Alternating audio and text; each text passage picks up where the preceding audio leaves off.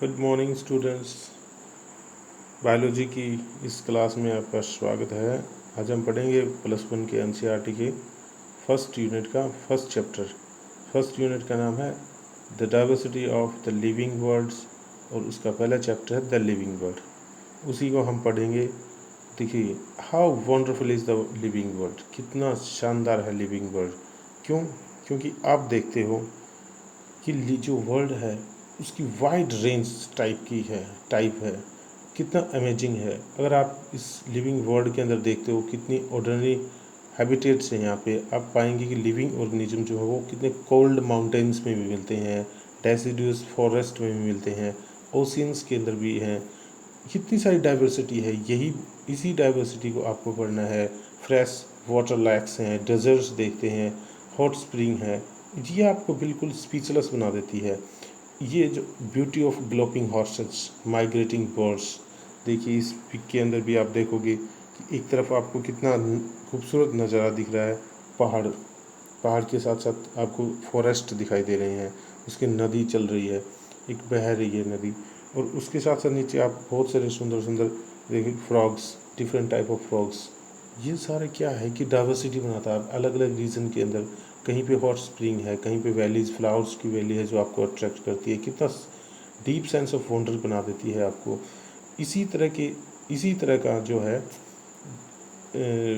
Diversity जो है वो among the different group of populations मिलती है, कम्युनिटी के अंदर मिलती है, मोलिकुलर ट्रॉफिक होता है सेल के अंदर, जो कि एक तरह से डाइवर्सिटी क्रिएट करता है, आपको स्पीचलेस बना देता है। उसी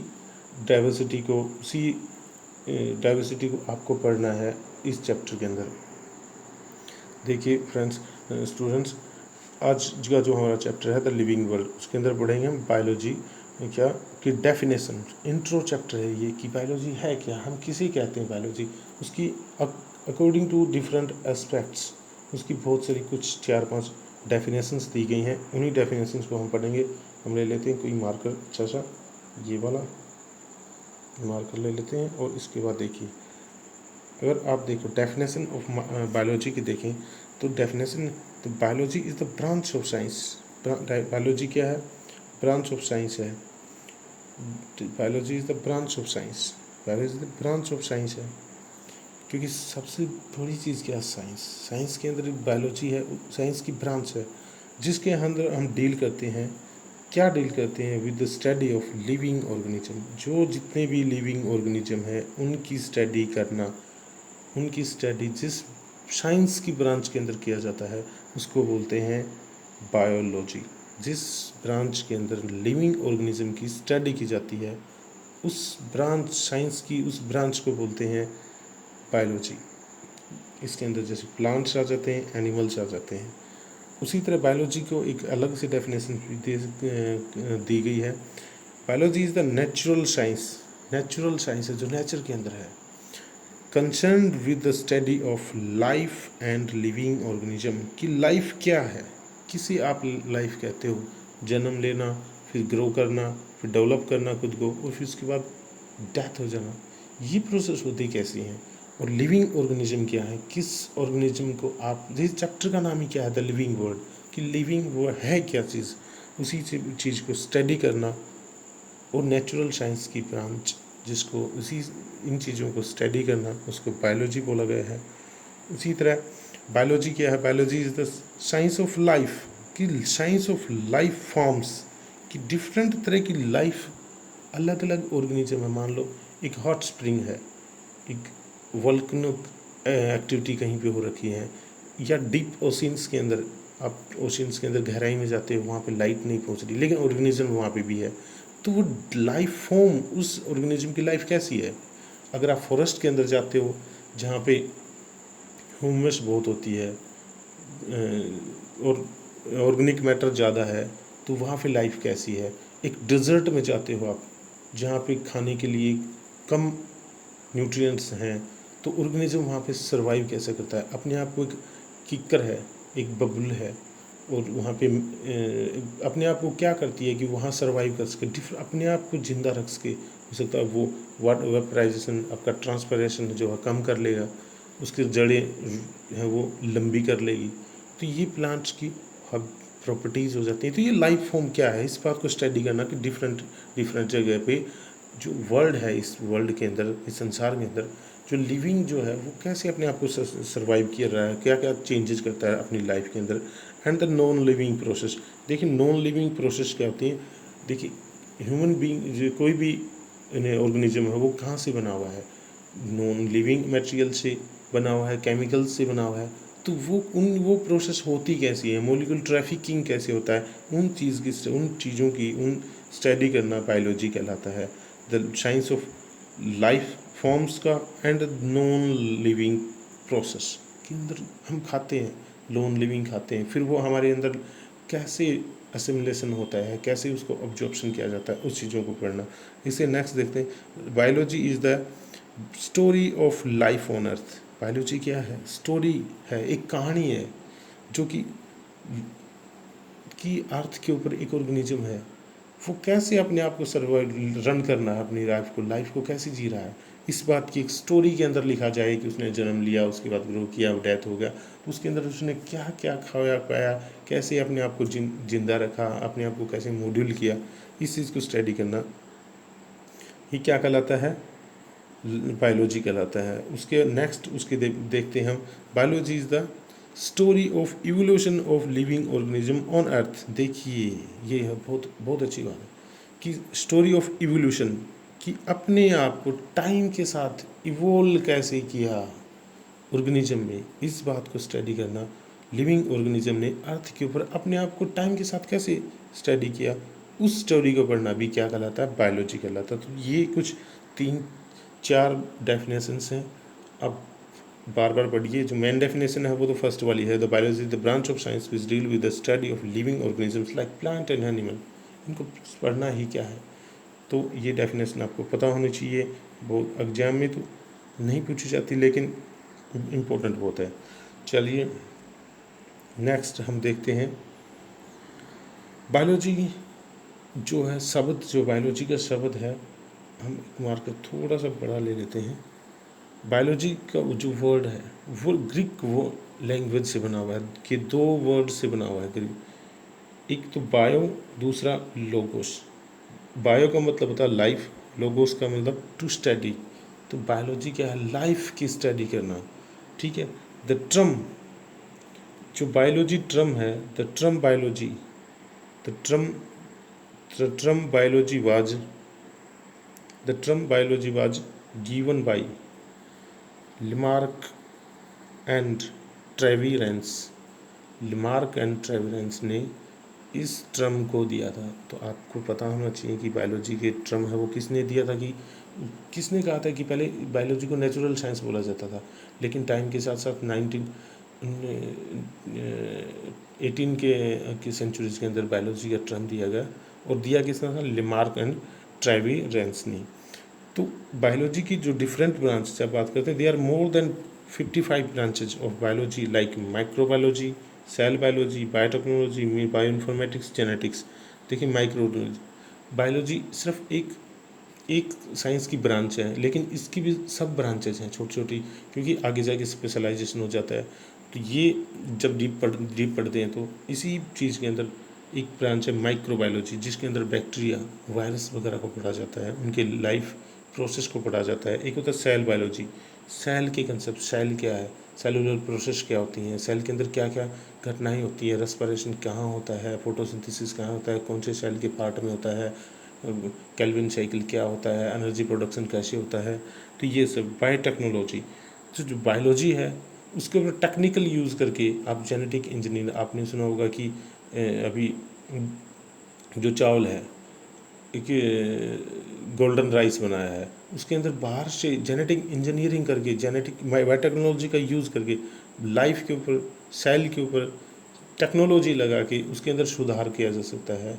अभी ऑयल स्पिलिंग जो होता है, कई बार समुद्र में पानी तेल गिर का रिसाव हो जाता है, तो वहाँ पे जो डाइवर्सिटी है वो और ऑर्गेनिज्म है वो मरने लग जाते हैं। उसको बचाने के लिए भी एक ऑर्गेनिज्म के अंदर चेंज किया था, ताकि वो वहाँ के ऑयल स्पिल को ख़त्म कर सके। आपके सामने जो राइस है, गोल्डन राइस एक बहुत बड़ा उदाहरण है। एक फ्लेवर शेवर नाम का एक टमाटर को भी बनाया गया था बायोटेक्नोलॉजी का यूज़ करके, जिसके अंदर क्या था कि जो टमाटर क्या होता है 2-4 दिन के अंदर गल जाता है, सड़ जाता है, लेकिन वहाँ पे एक ऐसा जीन डाला गया है जिससे क्या होता है कि उसकी बाहर की मेम्ब्रेन मजबूत रहे, वो उसकी पेप्टिलोग्लाइकन जो है वो मजबूत रहे ताकि वो टूटे ना। उसी तरह बायो इन्फॉर्मेटिक्स अलग ब्रांच है जिसके अंदर बायोलॉजी के अंदर कंप्यूटर के अंदर इसकी इंफॉर्मेशन को स्टोर करना, डाटाबेस को बनाना। उसी तरह जेनेटिक्स, कैसे एक ऑफस्प्रिंग से दूसरी ऑफस्प्रिंग के अंदर जीन्स का फ्लो होता है, जीन्स का पासिंग ऑन होता है, इस चीज़ को स्टडना। सिर्फ ये 5 एग्जाम्पल दिए गए हैं, लेकिन यहाँ पे मोर देन 55 ब्रांचेज होती हैं बायोलॉजी की। ठीक है स्टूडेंट्स, अब हम नेक्स्ट हमारा देखते हैं जो हमारा +1 टाइप का जो लेवल है एनसीईआरटी का, उसी के अकॉर्डिंग। तो बायोलॉजी की यहाँ पे 2 मेन ब्रांचेज होती हैं। बायोलॉजी की क्या होती हैं, 2 मेजर ब्रांचेज होती हैं। एक को बोलते हैं जूलॉजी और दूसरे को बोलते हैं बॉटनी। तो जूलॉजी के अंदर हम स्टडी करते हैं एनिमल्स को। जू हम देखा होगा, आप जू जाते हैं, जू में जाते हैं तो वहाँ पे एनिमल्स मिलते हैं। अब बोटनिकल गार्डन में जाते हैं तो वहाँ पे क्या मिलते हैं, बहुत सारे प्लांट्स मिलते हैं। तो बोटनी के अंदर आप पढ़ोगे प्लांट्स की स्टडी। अब देखिए एक स्पेसिफिक करैक्टर और देख लीजिए, एनिमल्स क्या करते हैं, CO2 का इनहेल करते हैं और एक्सहेल करते हैं CO2 का, जैसे ह्यूमन बीइंग हम भी करते हैं। उसी तरह अगर हम बोटनी की बात करें, प्लांट्स की बात करें, तो वो एनवायरनमेंट से क्या लेते हैं, CO2 को लेते हैं और हमारे लिए या फिर अपना प्रोसेस करके O2 को वो बाहर निकाल देते हैं, ऑक्सीजन को, जिसका हम यूज़ करते हैं। प्लांट्स जो डिफरेंट होते हैं वो रिलीज़ करते हैं और ह्यूमन बीइंग जो है उसको यूज़ करते हैं। तो ये मेजर 2 ब्रांच होती हैं इसके अंदर। जूलॉजी जिसके अंदर क्या पढ़ा जाता है, एनिमल्स की स्टडी की जाती है। माइक्रोबायोलॉजी बैक्टीरिया वगैरह की स्टडी की जाती है। तो मेजर ब्रांचेस 2 ही हैं। उसके बाद हम बात करते हैं नेक्स्ट हमारे एक बहुत ही शानदार कंसेप्ट की, जिसके अंदर क्या था, father of biology. Father of biology किसे कहा जाता है, देखिए किसी ने किसी साइंटिस्ट के अंदर अच्छा काम किया होगा तो उसी को क्या बोला जाएगा, फादर ऑफ बायोलॉजी। आपने 10th क्लास के अंदर पीछे से पढ़ के आए हो तो वहाँ पे आपने कहीं न कहीं पढ़ा होगा the father of genetics, George Mendel के बारे में। तो यहाँ पे वो जेनेटिक्स क्या है, बायोलॉजी की सब ब्रांच है। वहीं पे हम बात कर रहे हैं father of biology. Father of biology बोला जाता है एरिस्टोटल, जिनके गुरु थे प्लूटो। तो उनको बोला जाता है फादर ऑफ बायोलॉजी। उसके साथ साथ फादर ऑफ जूलॉजी भी बोला जाता है। और पिछली लाइन के अंदर आपको मैंने बताया आपको भी कि जूलॉजी और बॉटनी 2 क्या हैं, मेजर ब्रांचेज हैं बायोलॉजी की। देखिए क्यों बोला जाता है, आपके दिमाग में आना चाहिए, क्योंकि उन्होंने क्या किया था, उन्होंने एक बुक लिखी जिसका नाम था द हिस्टोरिका ऑफ एनिमिलिया, कि एनिमल्स के ऊपर उन्होंने एक बुक लिखी जिसके अंदर उन्होंने उस टाइम पे एनिमल्स के बारे में बहुत अच्छी अच्छी बातें लिखी। उनको क्लासीफाई किया जितना हो सकता था, उनको उनके डिफरेंट लाइफ प्रोसेस के बारे में बताया। तो उन्होंने उसके साथ साथ उन्होंने क्या किया, उन्होंने मोर देन 550 550 से ज़्यादा ऑर्गेनिजम्स जो थे उनका साइंटिफिक तरीके से नामकरण किया, नाम दिया। कि साइंटिफिक नाम देना क्यों ज़रूरी है और कैसे दिया जाता है ये आप 1-2 वीडियोज़ के बाद पढ़ेंगे।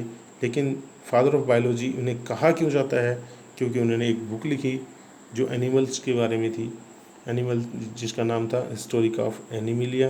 और उन्होंने मोर देन 550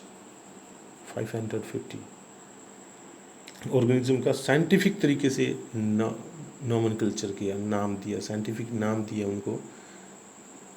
इसके लिए इस काम का रिगार्ड देते हुए उनको फादर ऑफ बायोलॉजी कहा जाता है। स्टूडेंट्स अब हम बात करते हैं नेक्स्ट। देखिए ये हैं हमारे एरिस्टोटल। ये 384 BC से लेकर 222 BC तक थे। तो इनको फादर ऑफ बायोलॉजी बोला जाता है, जूलॉजी बोला जाता है। अब बात करते हैं हमारा दूसरा एस्पेक्ट की।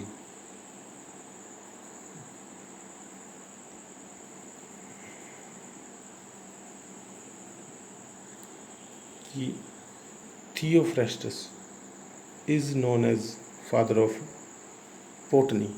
2 ब्रांचेज बताई थी आपको, फर्स्ट क्या थी जूलॉजी, सेकंड बॉटनी। जूलॉजी और बायोलॉजी के फादर तो आपको पता होंगे, चल ही गए होंगे एरिस्टोटल, जबकि थियोफ्रेस्टस जो थे उनको बोला गया, उनको कहा गया फादर ऑफ बॉटनी। उन्होंने एक बुक लिखी इसी टाइम पे, हिस्टोरिका ऑफ प्लांटिया, जिसके अंदर उन्होंने प्लांट को भी क्लासिफिकेशन किया। इन्होंने थोड़ा सा साइंटिफिक मोर एडवांस लेवल पे, क्योंकि उनका टाइम था जो अरिस्टोटल का वो 384 ईस्वी, बहुत BC पहले का टाइम था। उस टाइम पे इतने इंस्ट्रूमेंट्स अवेलेबल नहीं थी। इनके टाइम पे काफ़ी कुछ साइंस ने अच्छी तरक्की कर ली थी।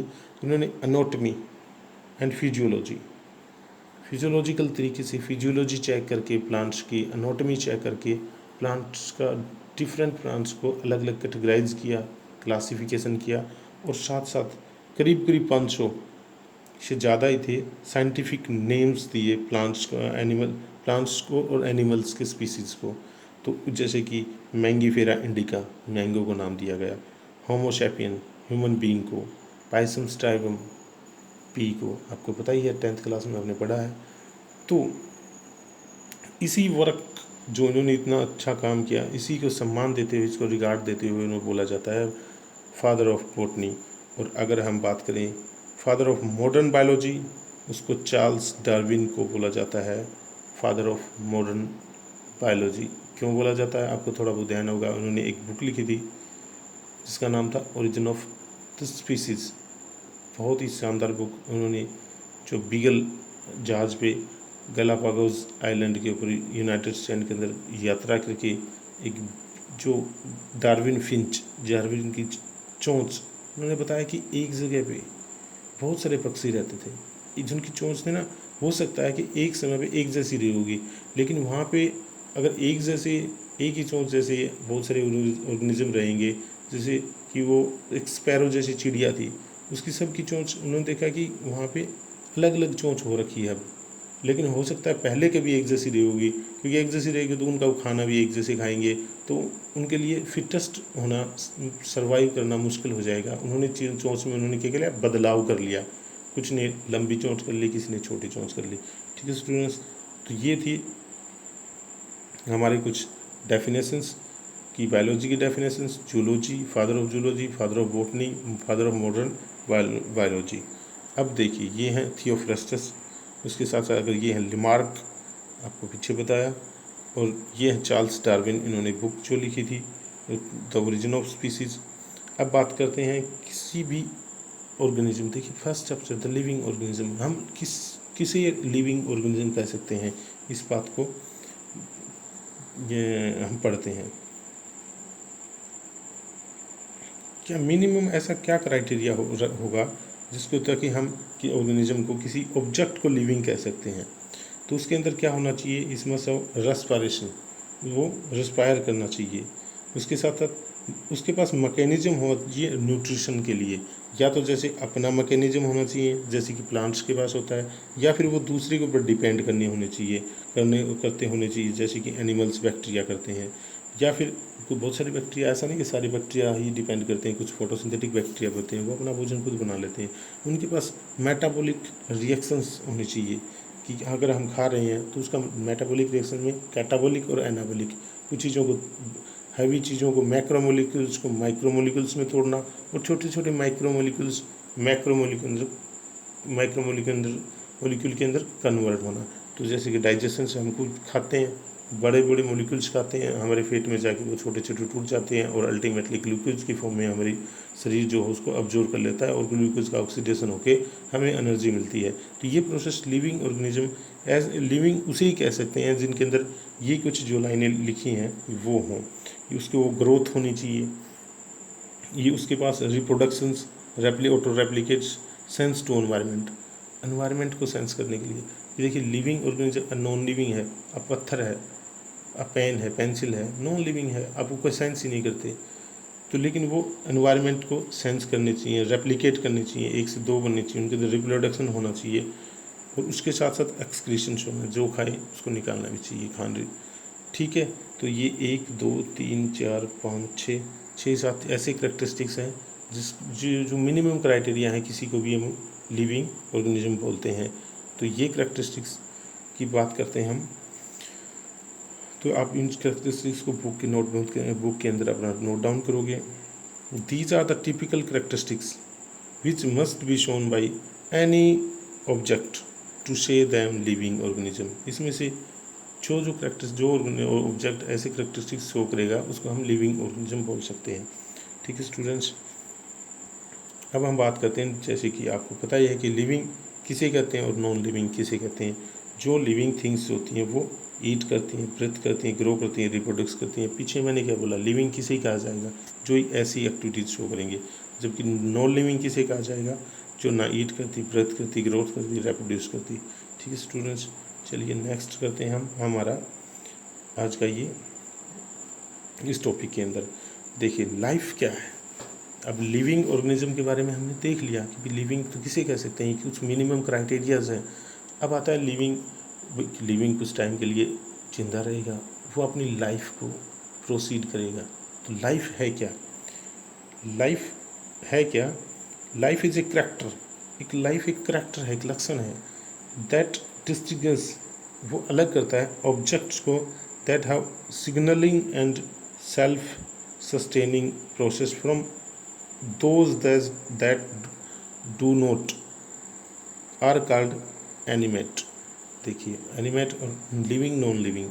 एनिमेट लिविंग, जो ऑर्गेनिज्म, जो ऑब्जेक्ट सिग्नल करता है, मतलब आप हाथ लगाते हैं तो रिस्पॉन्स करता है, और सेल्फ सस्टेन करता है, मतलब खुद जिंदा रहता है। जिंदे रहने वाले सारे पीछे जो मिनिमम क्राइटेरियाज आपको बताए उनको शो करता है। वो रिप्रोड्यूस करता है, डाइजेशन का है, मेटाबॉलिज्म है उसके पास। तो पीछे वाले आप पढ़ोगे, आपको याद भी होने चाहिए। वो रिप्रोड्यूस करता है, डाइजेशन करता है, एक्सक्रीशन करता है, रिस्पायरेशन करता है, ये करेक्टरिस्टिक शो करता है। उनको जो सिग्नलिंग करता है, मतलब एक्सटर्नल आप स्टिमुलाई देते हो उसको, तो वो क्या करते हैं, जैसे कि सनलाइट के अंदर पौधा रख दिया तो वो उसकी तरफ झुक जाता है। क्या कर रहा है वो, एक्सटर्नल स्टिमुलाई, फिजिकल कोई एंटिटी है उसकी तरफ क्या कर रहा है, एक्टिविटी कर रहा है, तो वो मूवमेंट करता है। ऐसी एक्टिविटीज कौन कर सकता है, सिर्फ लिविंग ही कर सकते हैं। तो उन्हीं चीज़ों को बोला जाता है एनिमेट, मतलब लिविंग ऑर्गेनिज्म। और जो ऑब्जेक्ट ऐसे करेक्टरिस्टिक जो ऊपर बताए हैं, इनको अगर इन करेक्टरिस्टिक्स को शो नहीं करते उनको बोला जाता है, और जो ऐसे फंक्शंस को शो नहीं करते, करेक्टरिस्टिक्स को एग्जिबिट नहीं करते, उनको बोला जाता है इनएनिमेट, तो मतलब नॉन लिविंग। ठीक है स्टूडेंट्स, आप इनको वीडियो पॉज करके राइट डाउन भी कर सकते हो। ठीक है, अब जो अगले वीडियो के अंदर हम आपको पढ़ाएंगे जितने करेक्टरिस्टिक्स हैं लिविंग ऑर्गेनिज्म शो करते हैं, जैसे कि ग्रोथ, रिप्रोडक्शन, मेटाबॉलिज्म, और उससे नेक्स्ट होगा consciousness, auto replication, life span. तो ये करेक्टरिस्टिक्स, उन करेक्टरिस्टिक्स में से क्या, एक बात मैं अभी बताता हूँ आपको कि those characteristics are specially shown by living organism means there is no exception, are called definite characteristics. वो करेक्टर जो सिर्फ लिविंग ऑर्गेनिज्म के द्वारा ही शो किए जाते हैं उनको बोलते हैं डेफिनेट करेक्टरिस्टिक। देखिए करेक्टरिस्टिक्स तो बहुत हो गए, ग्रोथ हो गया, रिप्रोडक्शन हो गया, रेप्लिकेशन हो गया, मेटाबॉलिज्म हो गया, कॉन्शियसनेस हो गया, external reply to external stimuli हो गया, रेप्लिकेट हो गया, लाइफ स्पैन हो गया। लेकिन इसमें से कुछ करेक्टरिस्टिक डेफिनेट होते हैं जो सिर्फ लिविंग ही शो कर सकते हैं, उनका कोई एक्सेप्शन नहीं है, तो उनको बोलते हैं डेफिनेट करेक्टरिस्टिक्स। आप इन चीज़ों को लिख के रखोगे आज जो बढ़ाया। Thank you very much students. Okay, thank you.